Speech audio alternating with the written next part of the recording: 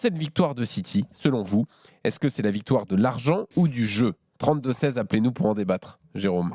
Non, écoute, moi je suis très clair là-dessus. C'est la victoire d'un club, d'un projet autour bien orchestré par Pep Guardiola. Et donc c'est forcément du jeu. C'est-à-dire, tu gagnes pas la Ligue des Champions sans être sûr de ta force, de tes forces. Oui, il a un effectif qui tient la route parce que déjà les clubs anglais sont bien mieux armés en termes d'effectifs que tous les autres clubs en Europe parce que leur championnat est très difficile et que pour jouer sur tous les tableaux, il faut avoir un effectif bien développé. La preuve, c'est que tu l'as dit, hein, il y a des joueurs qui n'ont pas participé à la finale ou très peu joué sur cette finale alors qu'ils ont beaucoup joué tout au long de l'année. Et c'est pour ça que c'est le jeu de Guardiola qui a gagné. De toute façon, on était tous unanimes avant le match pour dire que Manchester City ferait un beau champion. Parce que du début jusqu'à la fin, ils ont été là. On a eu l'impression quand même tout au long de l'année qu'ils ont progressé, mine de rien, même si ça fait 7-8 ans que Pep Guardiola est là et que certains joueurs aussi sont là. Il s'est réinventé au fur et à mesure. Il a changé de dispositif, il a changé de poste certains joueurs. Et ça a été concluant à l'image de Stones, par exemple. Mais avec une défense beaucoup plus solide que ça l'a été dans le passé. Donc, il est plus fort. C'est Arrigo Sacchi qui disait ça aujourd'hui. Et je suis totalement d'accord avec lui. C'est un fin stratège.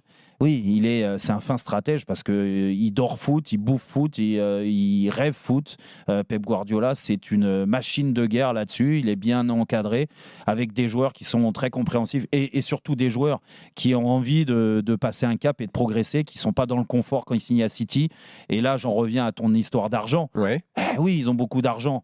Mais est-ce que vous avez l'impression, est-ce que toi, Jean-Louis, ou même je pose la question à Eric et à Jean-Michel, est-ce que vous avez l'impression que les joueurs de City qui gagnent très bien leur vie viennent avant tout à Manchester City parce que financièrement c'est difficilement refusable, ou ils viennent parce que le projet mis en place il est convaincant et surtout il te permet de continuer de progresser et de gagner? Oui, ça semble être le jeu, la réponse. Mais oui, oui. Mais bon, ils viennent Ah, pas ils gratuitement veulent non être plus. entraînés par Guardiola, pour la plupart même. En plus. Donc je sais pas ce que vous en pensez, vous, mais Jean-Michel? D'abord, moi, je crains toujours quand on raconte qu'il n'y a qu'une façon de jouer et qu'une façon de gagner. Il y a la façon de Guardiola, on la connaît par cœur. Elle a souvent gagné, elle a toujours plu à ceux qui aiment ce jeu-là et qui adoptent ce jeu-là. Elle a regagné avec Manchester City. Mais moi, je pense que dans le football, il y a eu des victoires qui ont été un petit peu plus laborieuses.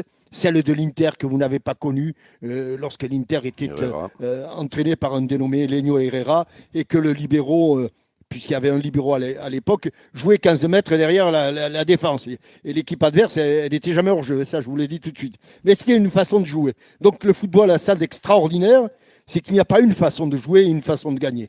Il y en a 10, 20, 30, autant que vous voulez, autant qu'il y a d'entraîneurs. Et il y a 10, 20, 30 façons de gagner. Concernant Manchester City, on le sait.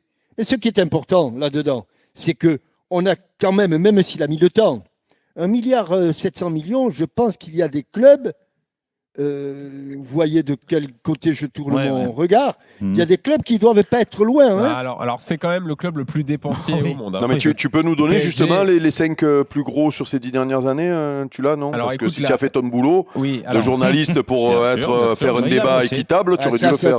Il a bossé. C'est le week-end, ça. Oui, puisque le débat est orienté, donc bien sûr que... Le PSG figure en très bonne place, effectivement. Ils sont 4e du classement que j'ai sous les yeux.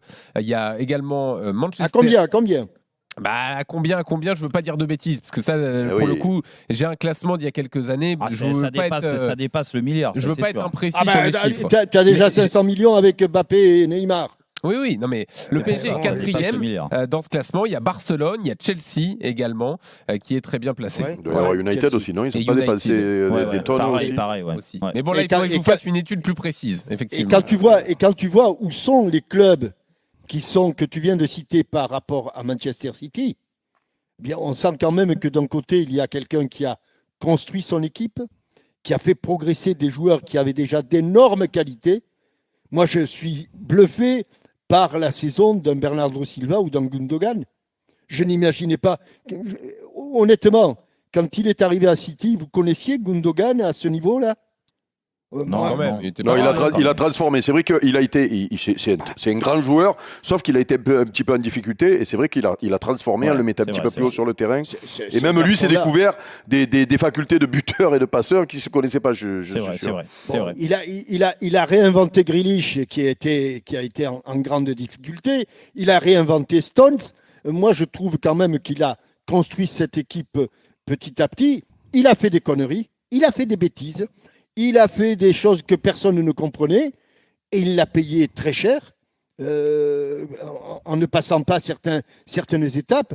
Mais il est certain que là-dedans, quand vous me demandez si c'est la victoire ou du jeu ou de l'argent, excusez-moi, capitaine, mais c'est les deux, quoi. Et il est évident qu'il a eu les moyens et il a réussi à faire une équipe avec des joueurs de talent. Ce que certains n'ont jamais réussi à faire. Mais oui, d'accord. Mais on ne peut pas quand même occulter les deux. Non, on peut pas occulter parce que tu vas me citer, toi, un vainqueur de la Ligue des Champions qui a dépensé 200 000 francs pour les transferts. Non, c'est vrai. Non, par contre, c'est vrai, et là je donne la parole à Eric, mais pour rebondir sur ce que tu disais, Jean-Michel, sur l'aspect pécunier, bien sûr que c'est important d'avoir de l'argent. Et encore une fois, ça te permet, et tu l'as dit, il y a eu des erreurs de casting. C'est ça. Ça te donne des droits à l'erreur. Et ça te permet des fois de mettre 60-70 millions sur des joueurs qui te le redonnent pas forcément, quoi. Eric. Non, mais c'est la victoire du jeu, parce que tu l'as dit, bien sûr que l'argent te permet de faire un effectif de très haut niveau. Sauf que, contrairement à d'autres clubs qui ont beaucoup d'argent, tu regardes Guardiola, il n'hésite pas à mettre sur le banc des garçons qui ont coûté très cher si ils sont moins bien. Tu parlais de Mahrez, on va parler de Laporte, puisque Laporte c'était défenseur à 80 millions, on est d'accord ? Oui. C'est ça, donc, puisque tout le monde en parlait quand il est arrivé.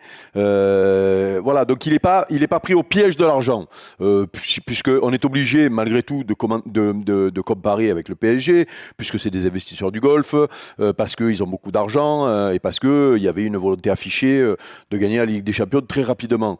Mais le problème de Paris, c'est qu'ils ont payé des garçons très très chers, mais qu'ils les mettent sur le terrain quoi qu'il arrive, voire même ils ne les sortent pas, puisqu'on ne va pas refaire le débat, Jérôme l'a fait 100 fois cette année. Voilà, lui, comme il est plus fort que l'institution, pas plus fort que l'institution, mais qu'il a cette aura et ce crédit qui fait qu'il peut se permettre de mettre des mecs sur le banc. Alors peut-être c'est des mecs qui ont moins de notoriété que les trois du PSG, voire peut-être moins d'égo, quoique je crois que c'est compliqué d'avoir moins d'égo aujourd'hui quand tu as acheté cher dans ces clubs-là, mais il n'est pas prisonnier justement du recrutement. Bien sûr qu'il a des moyens, bien sûr que quand il y a des moyens, tu fais des bêtises aussi, sauf que lui, sa force malgré tout, puis Jérôme, tu étais là, puisqu'on a commencé à commenter la Première Ligue ensemble en 2016, l'année où il arrive à City. Moi je me souviens, je les ai commentés, et toi aussi Jérôme, ses premiers matchs.